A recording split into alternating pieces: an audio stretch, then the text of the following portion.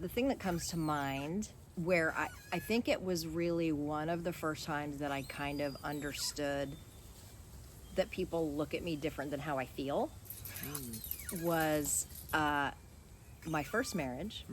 Been married twice, divorced twice, happily.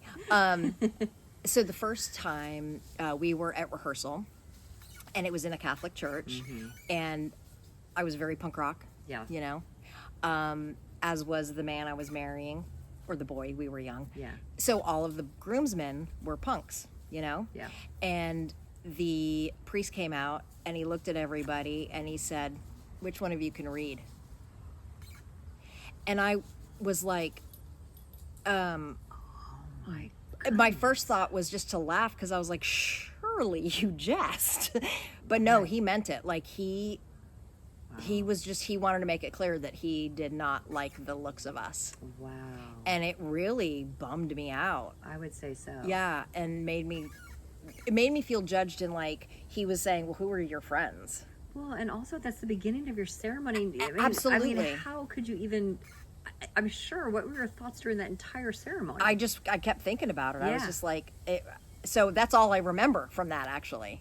I was like, wow, thanks. It was pretty nasty. That is so nasty. Yeah. That is so nasty. But that's really kind of when because up until then, my magical childhood, and I got to be, my parents were always like, you know, be you do you. Yes. And so I was 21 when I got married. So I was still pretty young, and that's when I was realizing, oh, the world has different views than my bubble.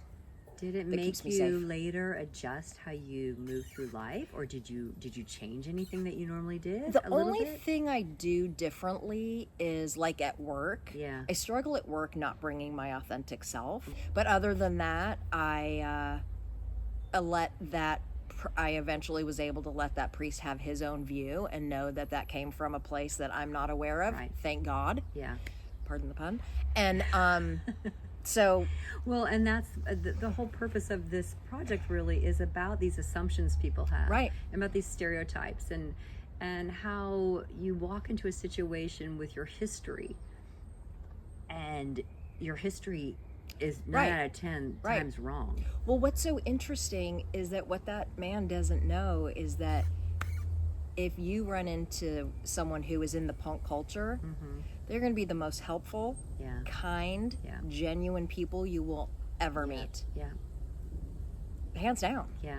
Non-judgmental. Yeah.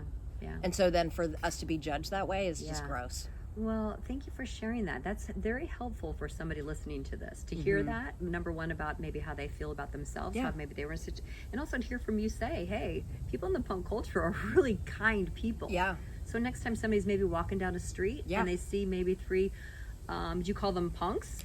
Yeah. Okay. I mean, I don't know if I can call them that, but course people, you can. Yeah. people in the punk culture walking towards you think, okay, well, I just heard somebody tell me they're really kind people. Very kind.